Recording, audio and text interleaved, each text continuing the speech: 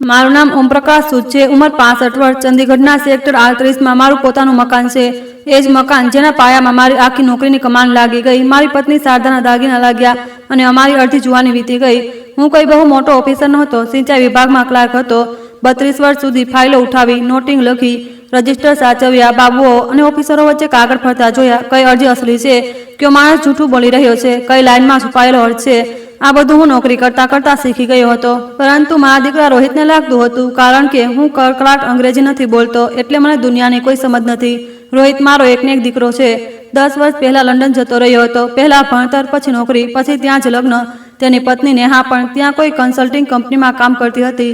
શરૂઆતમાં વર્ષોમાં રોહિત દર રવિવારે વિડીયો કોલ કરતો હતો। પછી રવિવારથી મહિનાનો પહેલો રવિવાર થયો, ત્યાર પછી તહેવાર પણ ક્યારેક ક્યારેક। હું દરેક કોલ પછી પાડોશમાં વરમાજીને જણાવતો હતો, મારો દીકરો બહુ બીજી રહે છે, ત્યાં મોટું કામ કરે છે। અસલમાં હું મારી જાતને સમજાવતો હતો કે તે બીજી છે, દૂર નથી।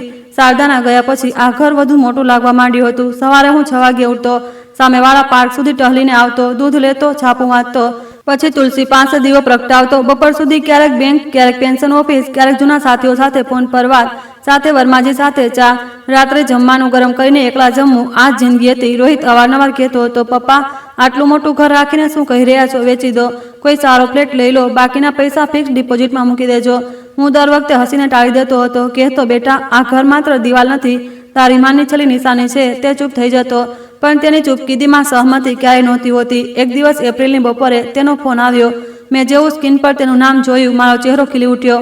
તેણે કહ્યું, પપ્પા સરપ્રાઈઝ છે, અમે આવતા અઠવાડિયે ઇન્ડિયા આવી રહ્યા છીએ, પૂરા 3 અઠવાડિયા રહીશું। મેં 2 વાર પૂછ્યું, સાચું? ત્યાંથી હા પપ્પા, આ વખતે કોઈ બહાનું નહીં।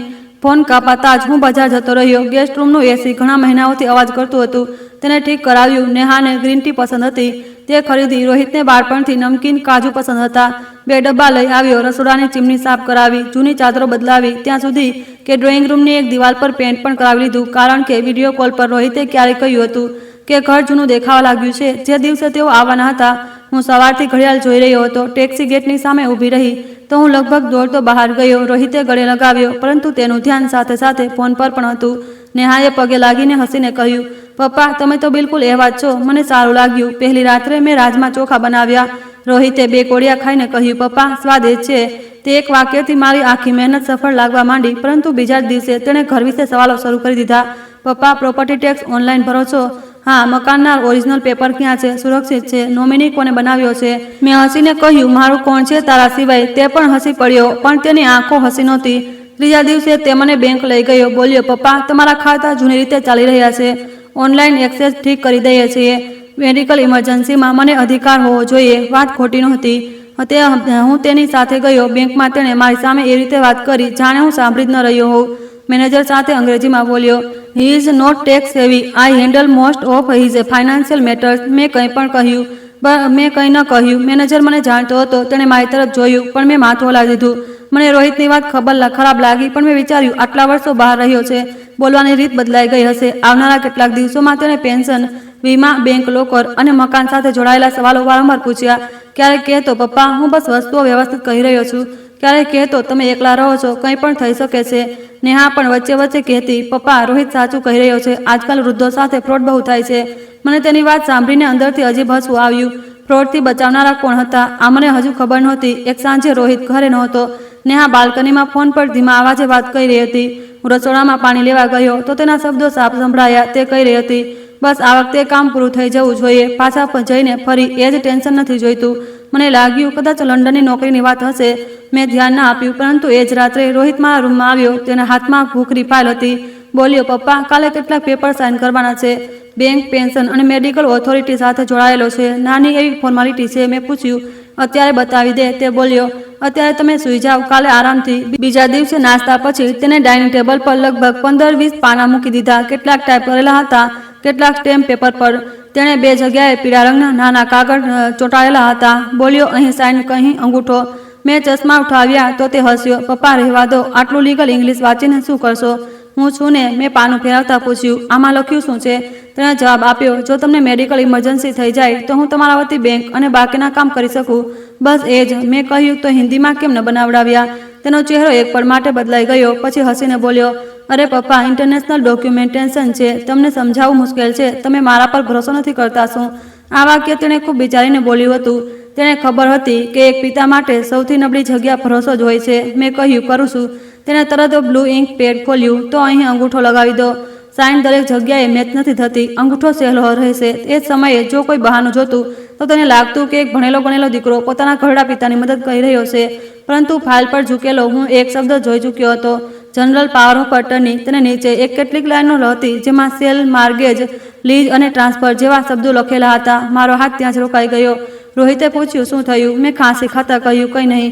ચશ્માના નંબર બદલાઈ ગયા લાગે છે. તેણે રાહતનો શ્વાસ લીધો. મેં જાણી જોઈને 2 જગ્યાએ અંગૂઠો લગાવ્યો, પરંતુ જે પાના પર અસલી અધિકાર લખેલા હતા ત્યાં અંગૂઠો આછો અને અડધો લગાવ્યો. નોકરીમાં મેં જોયું હતું કે ક્યારેક માણસને પકડવા માટે તેને થોડું દોરડું આપવું પડે છે.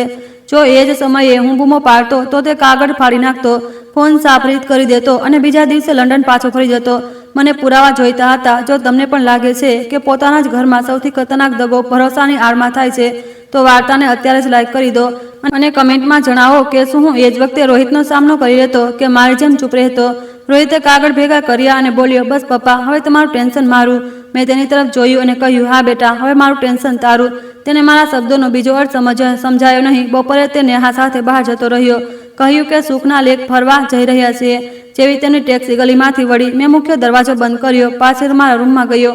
કબાટમાંથી જૂનો સ્માર્ટફોન કાઢ્યો અને સવારે ખેંચેલી તસવીરો ખોલી. રોહિતને લાગ્યું હતું કે હું કાગળ વાંચવાની કોશિશ કરી રહ્યો છું. અસલમાં હું દરેક પાનાનો ફોટો લઈ રહ્યો હતો. મેં તસવીરો મોટી કરીને જોઈ. દસ્તાવેજ માત્ર મેડિકલ ઓથોરિટીનો નહોતો. તેમાં રોહિતને મારું મકાન વેચવાનો, ભાડે આપવાનો, ગીરવે મૂકવાનો, બેંકમાંથી લોન લેવાનો અને રજિસ્ટ્રી સાથે જોડાયેલા કામ કરવાનો અધિકાર આપવામાં આવી રહ્યો હતો. નીચે એક ઘોષણા પણ હતી કે મેં મારી ઈચ્છાથી બધું સમજીને દસ્તાવેજ તૈયાર કરાવ્યો છે. હું ખુરશી પર બેઠો રહ્યો. રૂમમાં પંખો ચાલી રહ્યો હતો, પરંતુ મને તેનો અવાજ સંભળાઈ નહોતો રહ્યો. મારી સામે રોહિતનું બાળપણ ઘૂમી ગયું. તેની પહેલી સ્કૂલ બેગ, 10માના રિઝલ્ટ પર મીઠાઈ, વિદેશ જવા મેં મારી એફટી તોડાવી હતી. શારદાએ પોતાના 2 કડા વેચી દીધા હતા. એરપોર્ટ પર જતી વખતે તેણે મને કહ્યું હતું, પપ્પા, એક દિવસ તમને ગર્વ મહેસૂસ કરાવીશ. ગર્વ થયો પણ હતો. બસ એ ખબર નહોતી કે એક દિવસ એ જ બાળક મને મારી છત પરથી કાઢવાના કાગળ તૈયાર કરશે. મેં આંસુ લૂછ્યા અને મારા જૂના વકીલ મિત્ર અજય ખન્નાને ફોન લગાવ્યો. તે પહેલા મારા પેન્શન કેસમાં મદદ કરી ચૂક્યો હતો. મેં કહ્યું, અજય, એક દસ્તાવેજ મોકલી રહ્યો છું, ધ્યાનથી જો. તેણે પૂછ્યું, કોઈ પરેશાની? મેં જવાબ આપ્યો, કદાચ મારો દીકરો મારું ઘર પોતાના નામે કરવા માંગે છે. બીજી તરફ થોડી સેકન્ડ ચૂપકીદી રહી. પછી તે બોલ્યો, કંઈ ન કહેતા, પહેલાં મને બધા પાના મોકલો. મેં વોટ્સએપ પર તસવીરો મોકલી. 10 મિનિટ પછી તેનો ફોન આવ્યો. તેનો અવાજ ગંભીર હતો. ઓમ પ્રકાશજી, આ સાધારણ દસ્તાવેજ નથી. આ બહુ વ્યાપક જીપીએ છે. જો સાચી રીતે રજીસ્ટર થઈ ગયું તો પરેશાની થઈ શકે છે. તમે પૂરી સાઇન કરી? મેં કહ્યું, ના, 2 જગ્યાએ અડધો અંગૂઠો લગાવ્યો છે, બાકી તેને કદાચ પછીથી ભરવાના છે. તે બોલ્યો, બહુ સારું કર્યું કે સીધા લડ્યા નહીં. હવે તેની દરેક ગતિવિધિ નોંધો. કાગળ ક્યાંથી આવ્યા, કોણ સાક્ષી છે, કોની સાથે વાત કરી રહ્યો છે, બધું. મેં પૂછ્યું, શું તે ઘર વેચી શકે છે? અજયે કહ્યું, એટલું સહેલું નથી, પરંતુ જો નકલી જુબાની, ખોટી ઘોષણા અને કોઈ અંદરવાળાની મદદ મળી જાય તો તે કોશિશ ચોક્કસ કરી શકે છે. આપણે તેનાથી આગળ ચાલવું પડશે. ફોન મૂક્યા પછી હું સીધો સ્ટડી રૂમમાં ગયો. ત્યાં મારું નાનકડું કમ્પ્યુટર હતું. રોહિત તેને જૂનો ડબ્બો કહેતો હતો. એ જ ડબ્બાથી હું વીજળીનું બિલ ભરતો હતો, પેન્શન સ્ટેટમેન્ટ કાઢતો હતો, જમીનના રેકોર્ડ જોતો હતો અને જિલ્લા અદાલતના કેસ પણ ટ્રેક કરતો હતો.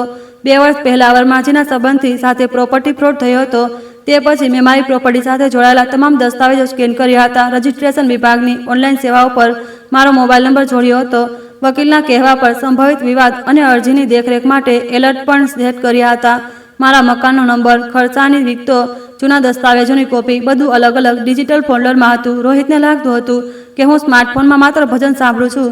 તેને એ ખબર નહોતી કે હું ઈ-કોર્ટ પર કેસ સ્ટેટસ જોઉં છું, ઓનલાઈન ફરિયાદ નોંધાવું જાણું છું અને પીડીએફમાં લખેલી દરેક લાઈન મોટી કરીને વાંચી શકું છું. એ જ સાંજે તે પાછો ફર્યો તો બહુ ખુશ હતો. હાથમાં મીઠાઈનો ડબ્બો હતો. બોલ્યો, પપ્પા, તમારા માટે ઘેવર લાવ્યો છું. મેં પૂછ્યું, સુખના લેક પર ઘેવર મળવા લાગ્યું? તે એક પળ માટે રોકાયો, પછી બોલ્યો, રસ્તામાં દુકાન દેખાઈ ગઈ. મેં કંઈ ન કહ્યું. તેના જૂતા પર સૂકી માટી હતી અને ફાઇલના ખૂણા પર લાલ સ્ટેમ્પ આછી શાહી. તે તળાવ પર નહોતો ગયો. કોઈ ઓફિસ અથવા દસ્તાવેજ લખાવાળા પાસે ગયો હતો. રાતના ભોજન વખતે તેણે પૂછ્યું, પપ્પા, ઓરિજિનલ રજિસ્ટ્રી ક્યાં રાખી છે? બેંક લોકરમાં કે ઘરે? મેં દાળમાં ઘી નાખતા કહ્યું, યાદ નથી બેટા, ઉંમર થઈ ગઈ છે. તેણે નેહા તરફ જોયું. બંનેની આંખોમાં ઉતાળ હતી. મેં પહેલીવાર અનુભવ્યું કે તેઓ 3 અઠવાડિયા રજાઓ ગાળવા નહોતા આવ્યા. તેમની પાસે કોઈ સમય મર્યાદા હતી. બીજી સવારે રોહિતે મને કહ્યું, પપ્પા, પરમ દિવસે તમારે એક જ જગ્યાએ ચાલવાનું છે. બસ અડધો કલાક લાગશે. મેં અજાણ બનતા પૂછ્યું, ક્યાં? તે બોલ્યો, તહેસીલ ડોક્યુમેન્ટ વેરિફિકેશન છે. મેં તેની આંખોમાં જોઈને કહ્યું, મારે ત્યાં કેમ જવાનું છે? તું તો કહેતો હતો બધું બેંકના કાગળ છે. તેનો ચહેરો કઠોર થઈ ગયો. પછી તેણે હસીને વાત સંભાળી. અરે પપ્પા, બેંકવાળા પણ ક્યારેક નોટરી અને વેરિફિકેશન માંગે છે. તમને સમજ નહીં આવે. મેં માથું હલાવી દીધું. ઠીક છે બેટા, તું જેમ કહે તેમ હલકાયો. તેને લાગ્યું ઘરડો માણસ ફસાઈ ચૂક્યો છે. પરંતુ એ જ રાત્રે જ્યારે આખું ઘર સૂઈ રહ્યું હતું, મેં મારા કોમ્પ્યુટર પર પ્રોપર્ટી રેકોર્ડ ખોલ્યો, મોબાઈલ એલર્ટ ફરીથી તપાસ્યું, બધા દસ્તાવેજો ક્લાઉડ અને પેનડ્રાઈવમાં સેવ કર્યા અને અજયને મેસેજ મોકલ્યો. તે પરમ દિવસે તહેસીલ લઈ જવાની વાત કરી રહ્યો છે. અજયનો જવાબ આવ્યો, કાલે સવારે મળો. હવે આપણે તેની આગામી ચાલની રાહ નહીં જોઈએ. આપણે તેનાથી પહેલા પહોંચીશું. મેં સ્ક્રીન બંધ કરી અને બારીની બહાર જોયું. સામે સ્ટ્રીટ લાઇટ નીચે રોહિતની ભાડાની ગાડી ઊભી હતી. મને દુઃખ હતું, ગુસ્સો હતો, પણ ડર નહોતો. મારા દીકરાએ મને અભણ સમજીને રમત શરૂ કરી હતી. હવે તેને ખબર પડવાની હતી કે સરકારી ફાઇલો વચ્ચે જિંદગી વિતાવનાર માણસ ચૂપ જરૂર રહી શકે છે, બેવકૂફ નહીં. બીજી સવારે હું હંમેશની જેમ 6 વાગ્યે ઉઠ્યો, પરંતુ એ દિવસે મારી ચાલમાં તે ઢીલાસ નહોતી જે ઉંમર સાથે આવી જાય છે. આખી રાત ઊંઘ સરખી રીતે નહોતી આવી. આંખો બંધ કરતો તો રોહિતનું બાળપણ સામે આવી જતું હતું. આંખો ખોલતો તો એ જ જીપીએના પાના દેખાતા. Sale mortgage transfer lease. રસોડામાં ચા બનાવતી વખતે મારી નજર ડાઇનિંગ ટેબલ પર પડી. ભૂખરી ફાઇલ ત્યાં નહોતી. રોહિત તેને પોતાના રૂમમાં લઈ ગયો હતો. મેં જાણી જોઈને જોરથી કપ મૂક્યો, જેથી તેને લાગે કે હું જાગી ચૂક્યો છું. થોડી મિનિટો પછી તે રૂમની બહાર આવ્યો. Blue T shirt, track pant, હાથમાં ફોન, ચહેરો બિલકુલ સામાન્ય. ગુડ મોર્નિંગ પપ્પા. ગુડ મોર્નિંગ બેટા. તેને ફ્રીજ ખોલ્યું, પાણીની બોટલ કાઢી અને એવી રીતે પૂછ્યું જાણે કોઈ સામાન્ય વાત હોય. આજે તમારું કોઈ કામ તો નથી ને? કેમ? બસ એમ જ. વિચાર્યું થોડો આરામ કરું. કાલે તમારે મારી સાથે જવાનું છે. મેં ચાની ચૂસકી લીધી. તહેસીલ. તેણે તરત મારી તરફ જોયું. કદાચ તેને આશા નહોતી કે મને યાદ રહેશે. હા, પણ વધારે કંઈ નથી. અડધો કલાક. મેં માથું હલાવ્યું. ઠીક છે, પહેલાં તું નાસ્તો કરી લે. નેહા પણ બહાર આવી ગઈ. તેણે હસીને કહ્યું, પપ્પા, કાલ પછી તમારું બધું ટેન્શન ખતમ થઈ જશે. તેનું વાક્ય સાધારણ હતું, પણ મારા કાનમાં અલગ રીતે ગુંજ્યું. મેં પૂછ્યું, ક્યું ટેન્શન? તે એક પણ માટે રોકાઈ, પછી બોલી, મતલબ બેંક, પેન્શન, પેપરવર્ક બધું રોહિત સંભાળી લેશે. મેં તેની આંખોમાં જોયું. તે હસી રહી હતી, પણ તેની આંગળીઓ કપના હેન્ડલને બહુ મજબૂતીથી પકડી રહી હતી. મેં કંઈ ન કહ્યું. નાસ્તા પછી મેં મારું જૂનું ગ્રે જેકેટ પહેર્યું અને ઘરની બહાર નીકળતા રોહિતને કહ્યું, વર્માજી સાથે ડોક્ટર પાસે જઈ રહ્યો છે. ઘૂંટણમાં દુખાવો છે. તેણે મારી તરફ જોયા વિના પૂછ્યું, ક્યાં સુધી આવશો? બપોર સુધી. ઠીક છે, ઓરિજિનલ પેપર્સ યાદથી જોઈ લેજો. મેં દરવાજો બંધ કરતા કહ્યું, હા. યાદ રહ્યું. તો ગલીની બહાર નીકળતા જ વર્માજી પોતાની કારમાં મારી રાહ જોઈ રહ્યા હતા. તેમની સાથે અજય ખન્ના પણ હતો. હું પાછળની સીટ પર બેઠો. ગાડી ચાલી તો વર્માજીએ મારી તરફ જોયું. ઓમ પ્રકાશ પાકું છે? મેં જવાબ આપ્યો, કાશ પાકું ન હોત. અજયે ફાઇલ મારી તરફ વધારી. તેણે રાત્રે મોકલેલી તસવીરોની પ્રિન્ટ કાઢી લીધી હતી.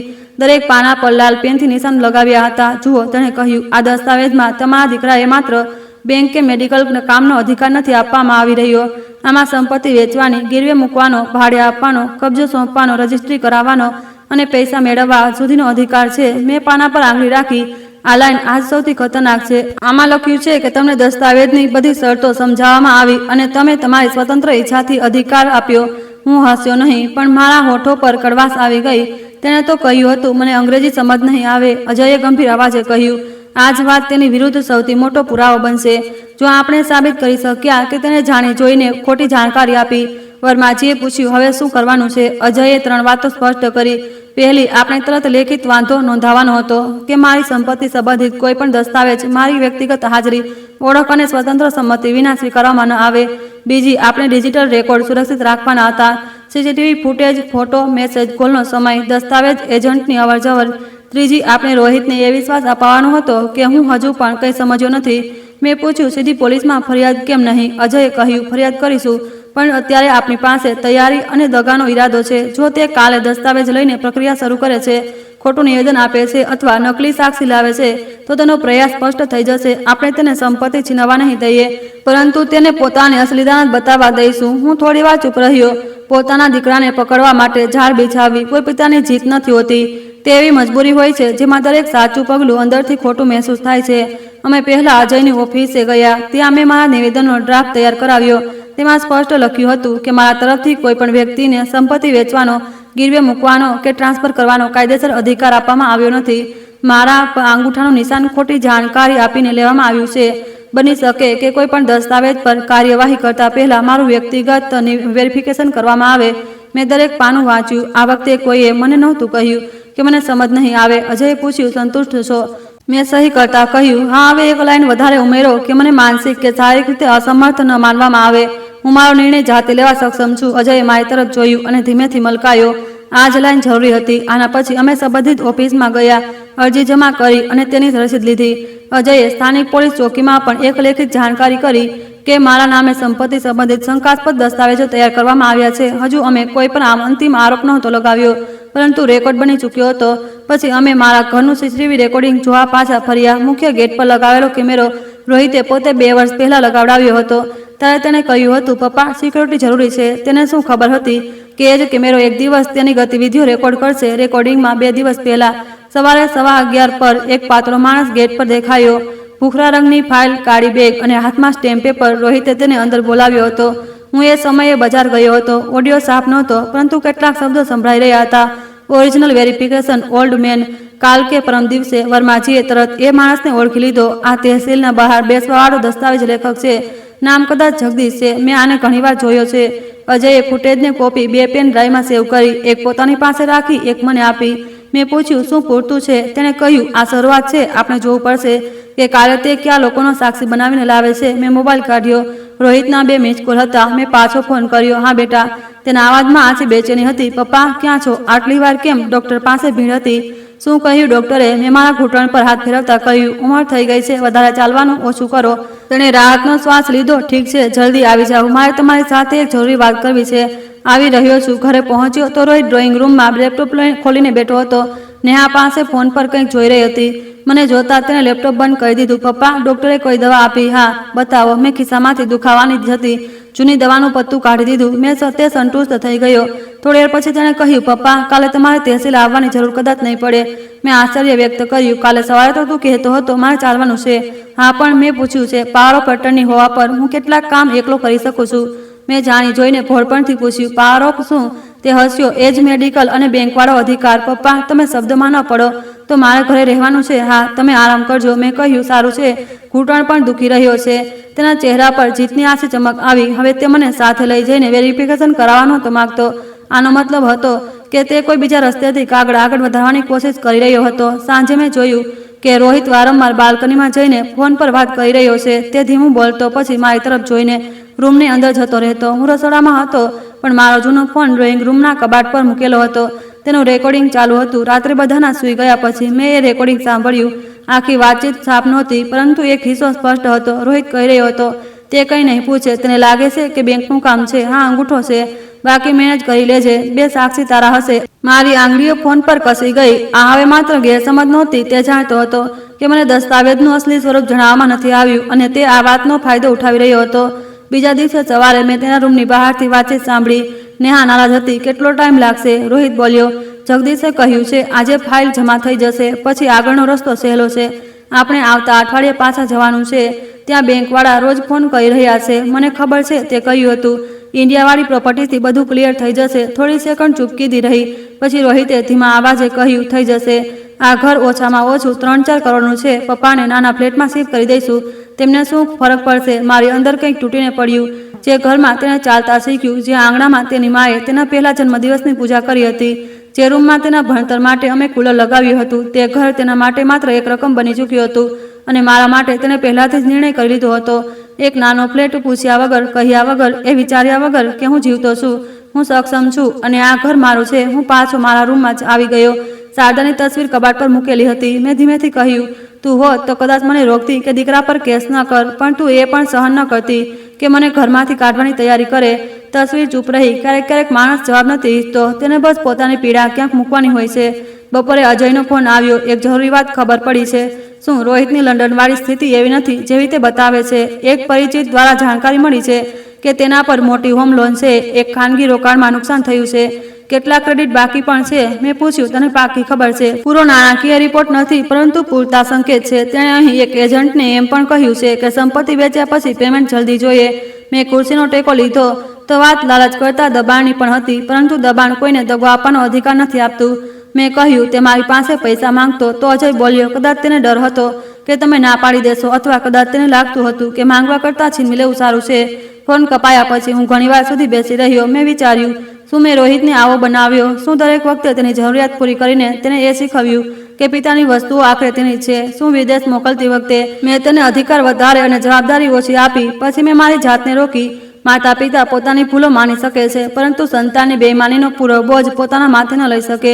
એ સાંજે મેં જાણી જોઈને જૂના દસ્તાવેજોનું એક ફોલ્ડર ડ્રોઈંગ રૂમમાં ડ્રોઅરમાં મૂકી દીધું. તેમાં મકાનની અસલી રજિસ્ટ્રી નહોતી, માત્ર પ્રોપર્ટી ટેક્સની જૂની પહોંચ, નકશાની ફોટોકોપી અને એક જૂનો એલોટમેન્ટ લેટર હતો. મેં ડ્રોઅર પૂરી રીતે બંધ ન કર્યું. રાત્રે લગભગ 10:30 વાગ્યે હું મારા રૂમમાં હતો. દરવાજાની પાતળી તિરાડમાંથી મેં રોહિતને ડ્રોઈંગ રૂમમાં આવતો જોયો. તેણે પહેલા મારા રૂમ તરફ જોયું, પછી ડ્રોઅર ખોલ્યું, ફાઇલ કાઢી, મોબાઈલથી ફોટા લીધા અને કેટલાક પાના પોતાના રૂમમાં લઈ ગયો. ઝાડમાં તેણે જાતે પગ મૂક્યો હતો.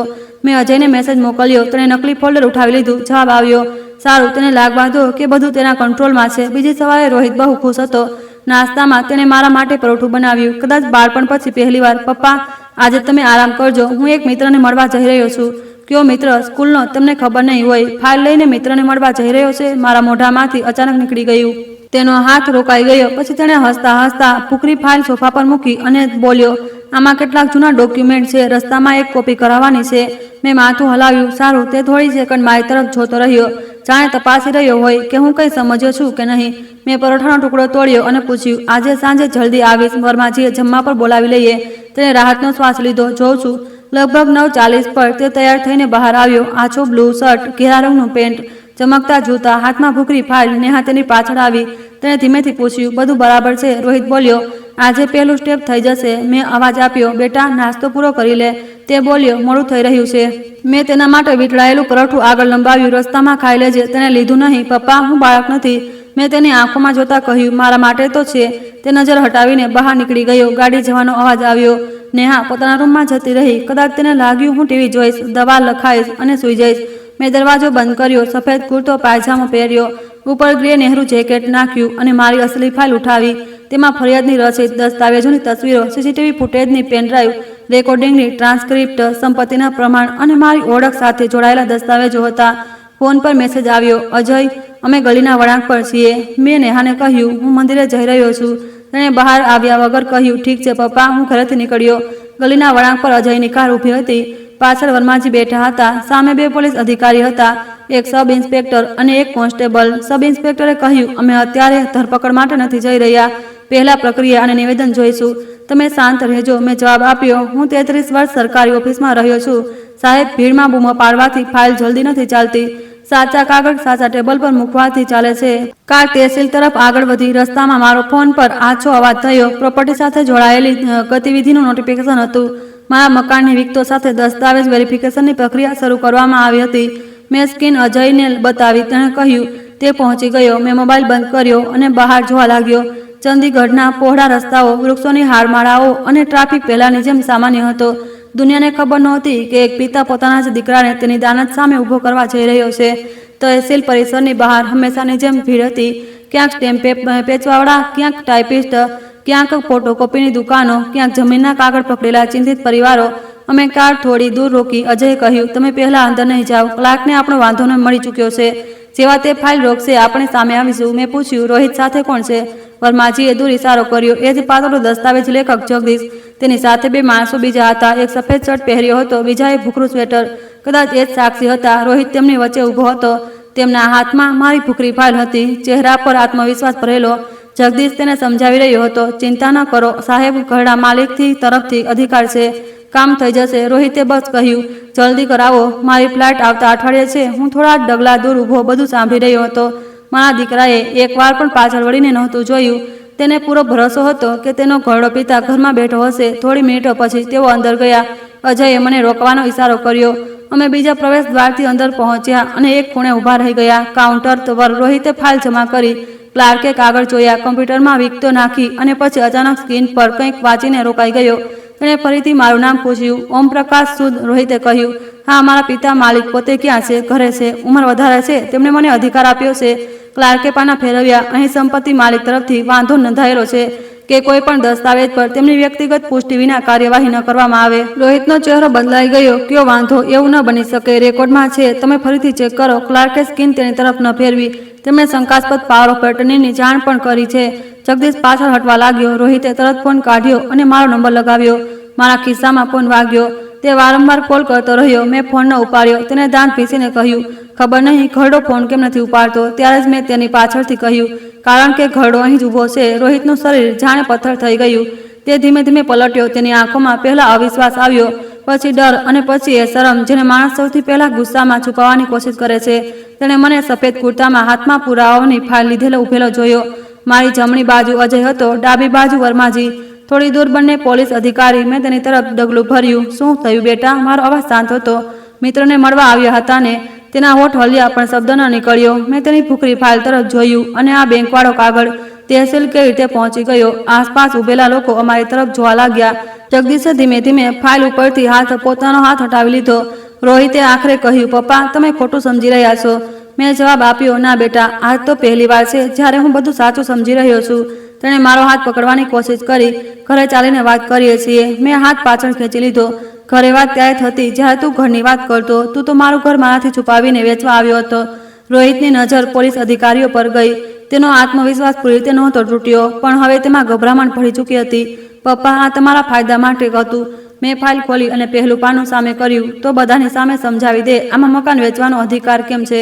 તે ચૂપ રહ્યો. મેં બીજું પાનું કાઢ્યું. ગીરવે મૂકવાનો અધિકાર કેમ છે? ત્રીજું પાનું, ભાડે આપવાનો, કબજો સોંપવાનો અને પૈસા લેવાનો અધિકાર કેમ છે? જગદીશે કહ્યું, સાહેબ મને નહોતી ખબર. પરિવારમાં વિવાદ છે. મને તો એમણે કહ્યું હતું કે પિતાજીની સંમતિ છે. મેં તેની તરફ જોયું અને બે સાક્ષી પણ તારા હતા. બંને માણસો એકબીજાની તરફ જોવા લાગ્યા.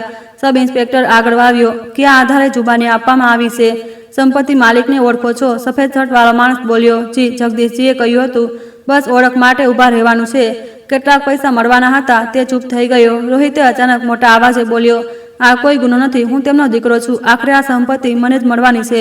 તેના શબ્દો આખી લોબીમાં સંભળાયા. મારા માટે એ જ ક્ષણ સૌથી દર્દનાક હતી. તેણે પહેલીવાર સાચું કહ્યું હતું. તેને લાગતું હતું મારું જીવિત હોવું માત્ર એક કામચલાઉ અડચણ છે. ઘર પર તેનો અધિકાર અત્યારથી છે, કારણ કે એક દિવસ હું નહીં હોઉં. મેં તેની આંખોમાં જોતા કહ્યું, વારસાનો મતલબ એ નથી હોતો કે પિતાના શ્વાસ ચાલતા હોય ત્યારે તેને મૃત માની લેવામાં આવે. લોબીમાં સન્નાટો છવાઈ ગયો. મેં મારા ખિસ્સામાંથી ફોન કાઢ્યો. હવે તારો અવાજ પણ સાંભળી લઈએ. રેકોર્ડિંગ ચાલવા લાગ્યું. તે કંઈ નહીં પૂછે. તેને લાગે છે બેંકનું કામ છે, અંગૂઠો છે, બે સાક્ષી તાળા હશે. રોહિતનો ચહેરો સફેદ પડી ગયો. રેકોર્ડિંગ પૂરું થયું તો મેં કહ્યું, તું મને અંગ્રેજી નહોતો સમજાવતો કારણ કે તને ડર હતો કે હું સાચું સમજી જઈશ. તું મને અભણ નહોતો સમજતો બેટા, તું મને અડચણ સમજતો હતો. પોલીસ અધિકારીએ જગદીશ અને બંને સાક્ષીઓને અલગ ઊભા કરી દીધા. ક્લાર્કે ફાઇલ પોતાના કબજામાં રાખી લીધી. રોહિત પહેલીવાર પૂરી રીતે તૂટતો દેખાયો. તેણે ધીમા આવાજે કહ્યું, પપ્પા મારાથી ભૂલ થઈ ગઈ. મેં જવાબ આપ્યો, ભૂલ એ હોય છે જે અજાણતામાં થાય. તે તારીખ નક્કી કરી, કાગળ બનાવડાવ્યા, જૂઠું બોલ્યું, સાક્ષી ખરીદ્યા અને મને ઘરમાં બેસાડીને અહીં આવ્યો. આ ભૂલ નહોતી, આ યોજના હતી. તેણે નજરો ઝુકાવી લીધી. પરંતુ મારી પરીક્ષા હજુ પૂરી નહોતી થઈ, કારણ કે થોડી જ મિનિટો પછી નેહાનો ફોન આવ્યો અને તેની વાતો પરથી ખબર પડવાની હતી કે આ યોજનામાં તે કેટલું જાણતી હતી અને તેનાથી પણ મોટો નિર્ણય મારી રાહ જોઈ રહ્યો હતો. શું હું મારા એકના એક દીકરાને જેલ જવા દેવું કે તેને એવી સજા આપવું કે જેલ કરતાં પણ વધુ સમય સુધી તેની સાથે રહે? નેહાનો ફોન રોહિતના ખિસ્સામાં સતત વાગી રહ્યો હતો. પહેલીવાર તેણે સ્ક્રીન જોઈને કોલ કાપી નાખ્યો. થોડી સેકન્ડ પછી ફરી ફોન આવ્યો. આ વખતે સબ ઇન્સ્પેક્ટરે કહ્યું, ઉપાડો, સ્પીકર પર વાત કરો. રોહિતે મારી તરફ જોયું. કદાચ તે ઈચ્છતો હતો કે હું ના પાડી દઉં, પણ મેં કંઈ ન કહ્યું. તેણે ધ્રુજતી આંગળીઓથી કોલ ઉપાડ્યો. હા નેહા. બીજી તરફથી તેણે ઊંચો અવાજ આવ્યો. કામ થયું. બેંકવાળા ફરી ફોન કરી રહ્યા છે. તે કહ્યું હતું આજે ફાઇલ જમા થઈ જશે. રોહિતે આસપાસ જોયું. હું અત્યારે વાત નથી કરી શકતો. નેહા ખીજવાઈ ગઈ. કેમ? પપ્પાને કંઈ ખબર પડી ગઈ શું? લોબીમાં ઊભેલા બધા લોકોએ તે વાક્ય સાફ સાંભળ્યું. રોહિતે જલ્દીથી ફોન બંધ કરવાની કોશિશ કરી, પણ સબ ઇન્સ્પેક્ટરે તેનો હાથ રોકી દીધો. મેં શાંત અવાજમાં કહ્યું, વાત કરવા દો. રોહિતે દાંત ભીંસ્યા. નેહા, પપ્પા અહીં જ છે. થોડી પણ બીજી તરફથી કોઈ અવાજ ન આવ્યો.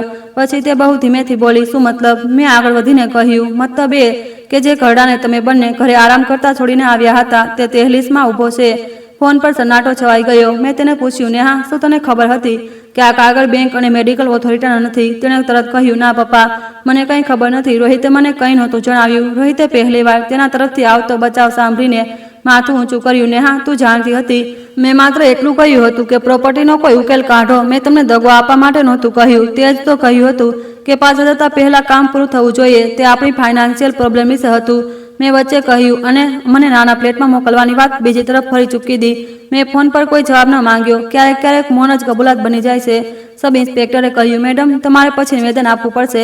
અત્યારે ફોન બંધ રાખો. કોલ કપાઈ ગયો. રોહિતે બંને હાથ માથા પર રાખી લીધા. તેનો ચહેરો હવે એ આત્મવિશ્વાસુ માણસ જેવો નહોતો જે થોડીવાર પહેલા આ કાઉન્ટર પર ઊભો હતો. તે અચાનક થાકેલો, ડરેલો અને બહુ નાનો લાગવા માંડ્યો હતો. પરંતુ મારી અંદર દયાથી પહેલા દર્દ ઊભું હતું. અજયે ક્લાર્ક પાસે ફાઇલની નકલ માંગી. પછી તેણે મારો લેખિત વાંધો, દસ્તાવેજોની તસવીરો, સીસીટીવી રેકોર્ડિંગ અને ઓડિયો રેકોર્ડિંગ પોલીસ અધિકારીને સોંપી દીધા. જગદીશને અલગ રૂમમાં લઈ જઈને પૂછપરછ કરવામાં આવી. બંને સાક્ષીઓને પણ સાથે લઈ જવામાં થોડીવારમાં તેમની સફેદ શર્ટવાળા માણસે માની લીધું કે તે મને ઓળખતો પણ નહોતો. તેણે માત્ર ત્યાં ઊભા રહીને ઓળખની પુષ્ટિ કરવાની હતી. બદલામાં તેને પૈસા મળવાના હતા. જગદીશ વારંવાર કહેતો રહ્યો કે તેણે માત્ર દસ્તાવેજ તૈયાર કર્યા છે, પરંતુ તેમાં ફોનમાં રોહિતના ઘણા મેસેજ મળ્યા. તેમાંથી એકમાં સાફ લખ્યું હતું કે પિતાને જીપીએની પૂરી જાણકારી નથી, તેમને પ્રક્રિયા દૂર રાખવા. અજયે તે મેસેજ વાંચીને મારી તરફ જોયું. હવે કોઈ સ્પષ્ટતાની જગ્યા નહોતી બચી. સબ ઇન્સ્પેક્ટરે મને પૂછ્યું, તમે ઔપચારિક ફરિયાદ આગળ વધારવા માંગો છો? મેં રોહિતને જોયો. તે થોડા ડગલા દૂર પરથી ખુરશી પર બેઠો હતો. તેના હાથ રૂજી રહ્યા હતા. પહેલીવાર તેની આંખોમાં એ ડર હતો જે ક્યારેય બાળપણમાં પરીક્ષાનું ખરાબ પરિણામ આવવા પર દેખાતો હતો.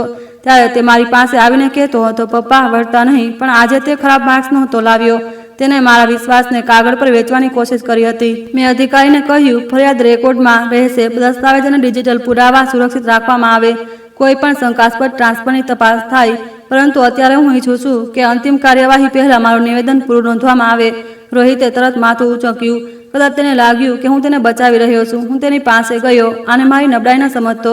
તે ઊભો થઈ ગયો. પપ્પા, હું સાચે જ મજબૂર હતો. મજબૂરી શું હતી? લંડનનું ઘર લોન પર છે. એક રોકાણ ડૂબી ગયું. ક્રેડિટ કાર્ડનું દેવું વધી ગયું. બેંકે સમય આપ્યો હતો. નેહાની નોકરી પણ ખતરામાં છે. તને લાગ્યું મારું ઘર વેચી દેવું એ સૌથી સહેલું છે. હું તમને બેઘર ન કરતો, નાનો સારો ફ્લેટ અપાવતો, બાકીના પૈસા વાપરી લેતો, પછી બધું પાછું આપી દેતો. મેં પૂછ્યું, મારી પાસે માંગ્યા કેમ નહીં? તેણે જવાબ ન આપ્યો. મેં ફરી પૂછ્યું, કેમ ન માંગ્યા? તે ધીમેથી બોલ્યો, તમે ના પાડી દેતા તો તને મારો જવાબ ખબર હતો. છતાં તે મારી મંજૂરી વિના એ જ કરવાની યોજના બનાવી. તેની આંખોમાંથી આંસુ નીકળી આવ્યા. મારાથી બહુ મોટી ભૂલ થઈ ગઈ. મેં કહ્યું, તું હજુ પણ તેને ભૂલ કહી રહ્યો છે? ભૂલમાં માણસ રસ્તો ભૂલે છે. તે રસ્તો પસંદ કર્યો, નકશો બનાવ્યો અને મને ધક્કો મારીને હટાવવાની તૈયારી કરી. તે ધ્રુસકે રડવા માંગતો હતો, પણ ભીડના કારણે પોતાની જાતને રોકી રહ્યો હતો. અજય મારી પાસે આવ્યો. ઓમ પ્રકાશજી, આપણે હવે અહીંથી ચાલવું જોઈએ. બાકીની કાર્યવાહી દસ્તાવેજ મુજબ થશે. પોલીસને રોહિતનું નિવેદન નોંધ્યું. તેની પાસે રહેલી ફાઇલ અને ફોન તપાસ માટે રાખવામાં આવ્યા. તેને એ જ સમયે જેલ ન મોકલવામાં આવ્યો, પરંતુ સાફ નિર્દેશ આપવામાં આવ્યો કે તે શહેર છોડતા પહેલા જાણ કરશે અને તપાસમાં સહકાર આપશે. અમે તહેસીલમાંથી બહાર નીકળ્યા. તડકો આકરો હતો. રોહિત મારી પાછળ આવ્યો. પપ્પા, એકવાર ઘરે ચાલીને વાત કરી લો. હું રોકાયો. ઘરે ચાલીશું, પણ હવે તે ઘર માત્ર મારું છે. આ વાત પહેલા સમજી લે. કારમાં આખા રસ્તે કોઈ ન બોલ્યું. હું આગળ બેઠો હતો. રોહિત પાછળ. વર્માજી બીજી ગાડીમાં આવી રહ્યા હતા. અજયે મને 2-3 વાર જોયો. કદાચ તેણે સમજાઈ ગયું હતું કે આ સમયે મને કાનૂની સલાહ નહીં, થોડી મિનિટોની ચૂપકીદી જોઈએ છે. ઘરે પહોંચ્યા તો નેહા દરવાજા પર ઊભી હતી. તેનો ચહેરો પીળો પડી ગયો હતો. જેવો હું અંદર આવ્યો તે રડવા લાગી. પપ્પા, મને માફ કરી દો. મેં ક્યારેય નહોતું ઈચ્છ્યું કે વાત આટલી આગળ જાય. મેં જૂતા કાઢતા કહ્યું, વાત પોતાની જાતે આગળ નથી ગઈ. તમે બંને તેને ધક્કો મારતા રહ્યા. તે મારા પગ તરફ નમવા લાગી. મેં પાછળ હટીને કહ્યું, આ ન કરો. પગે લાગવાથી સત્ય નથી બદલાતું. રોહિતે કહ્યું, પપ્પા, આપણે બધા બેસીને વાત કરી લઈએ. મેં ડાઇનિંગ ટેબલ તરફ જોયું. આ એ જ જગ્યા છે જ્યાં તેણે મારી સામે કાગળ મૂક્યા હતા. એ જ ખુરશી જ્યાં બેસીને તેણે કહ્યું હતું કે મને અંગ્રેજી સમજ નહીં આવે. હું મારી ખુરશી પર બેસી ગયો. ઠીક છે, આજે હું બોલીશ, તમે બંને સાંભળશો. બંને સામે બેસી ગયા. મેં સૌથી પહેલા અસલી રજિસ્ટ્રીની વાત કરી. તમે બંને કેટલાય દિવસથી પૂછી રહ્યા હતા કે મૂળ કાગળ ક્યાં છે. તે ઘરમાં નથી. 3 વર્ષથી બેંક લોકરમાં છે. ઘરમાં માત્ર સર્ટિફાઈડ કોપીઓ હતી. રોહિતે મારી તરફ જોયું. તેને કદાચ પહેલીવાર સમજાયું કે શરૂઆતથી તે જેટલું વિચારી રહ્યો હતો તેના કરતાં ક્યાંય ઓછું તેના કંટ્રોલમાં હતું. તે મેં આગળ કહ્યું, મારા બધા દસ્તાવેજ સ્કેન છે. પ્રોપર્ટી પર નોટિફિકેશન લાગેલું છે. ઓનલાઈન રેકોર્ડ હું જાતે જોઉં છું.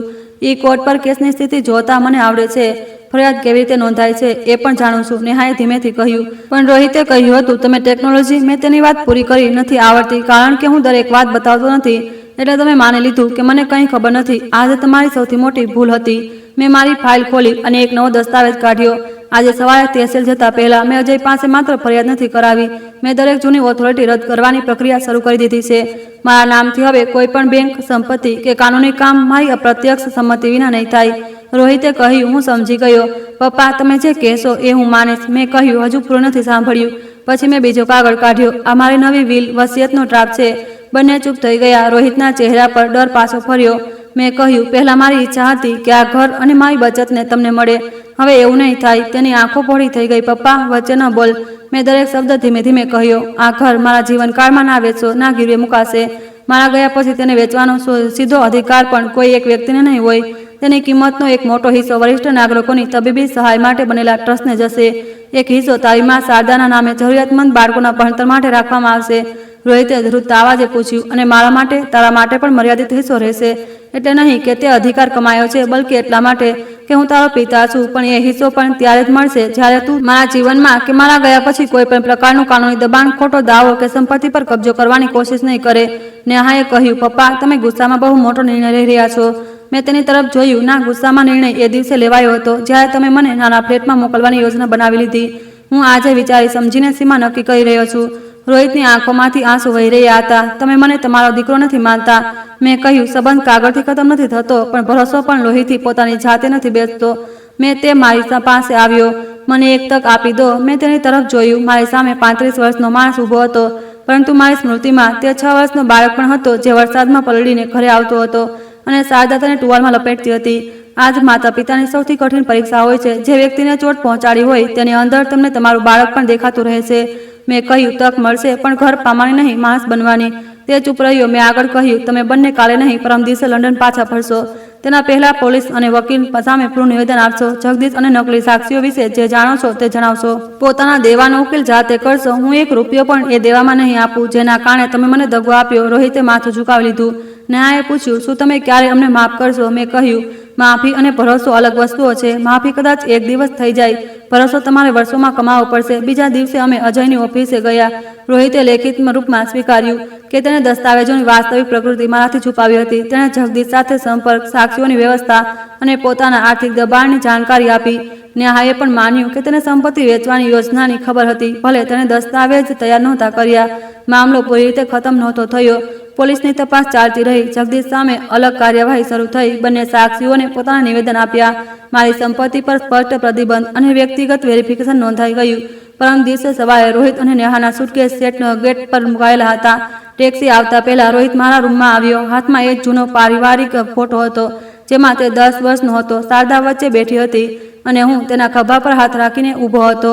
તેણે પૂછ્યું, શું હું આ ફોટો લઈ જઈ શકું છું? મેં કહ્યું, લઈ જા. પછી તેણે ધીમેથી કહ્યું, પપ્પા, મેં બધું બરબાદ કરી દીધું. મેં જવાબ આપ્યો, ના, બધું નહીં, પરંતુ જે બચ્યું છે તેને સાચવવા માટે તારે બહુ મહેનત કરવી પડશે. તે ગળે મળવા માટે આગળ વધ્યો. હું એક પળ રોકાયો, પછી તેને ગળે લગાવી દીધો. એ ગળે મળવું માફી નહોતી, એ માત્ર એટલું હતું કે હું તેને નફરત સાથે વિદાય નહોતો આપવા માંગતો. ટેક્સી જતી રહી. હું ગેટ પર ઊભો રહ્યો. તેણે પાછળ વળીને જોયું, પણ મેં હાથ ન હલાવ્યો. ઘરમાં પાછા આવીને મેં તેને અને નેહાની ચાદરો સંકેલી. ડાઇનિંગ ટેબલ સાફ કર્યું. ભૂખરી ફાઇલની જગ્યાએ હવે મારી નવી વસિયત અને ફરિયાદની નકલો મૂકી હતી. સાંજે હું બેંક ગયો અને મૂળ કાગળોની સુરક્ષા ફરીથી તપાસી. પાછા ફરતી વખતે કેટલાક નવા કુંડા ખરીદી લાવ્યો. શારદાને સફેદ ચમેલી બહુ પસંદ હતી. મેં આંગણામાં છોડ લગાવ્યા અને પાણી આપવાનું શરૂ કર્યું. 3 દિવસ પછી રોહિતનો મેસેજ આવ્યો, પપ્પા, હું માફીને લાયક નથી, પણ હું દર મહિને ફોન કરીશ. સંપત્તિ માટે નહીં, માત્ર તમારો દીકરો બની રહેવા માટે. મેં મેસેજ ઘણીવાર વાંચ્યો, પછી જવાબ લખ્યો, ફોન કરજે, પણ યાદ રાખજે, સંબંધ પામવા માટે વારસાની જરૂર નથી હોતી અને વારસો પામતા પહેલા સંબંધની ઇજ્જત કરવી પડે છે. મેં ફોન ટેબલ પર મૂક્યો અને આંગણામાં બેસી ગયો. એ દિવસે મને કોઈ જીત મહેસૂસ ન થઈ.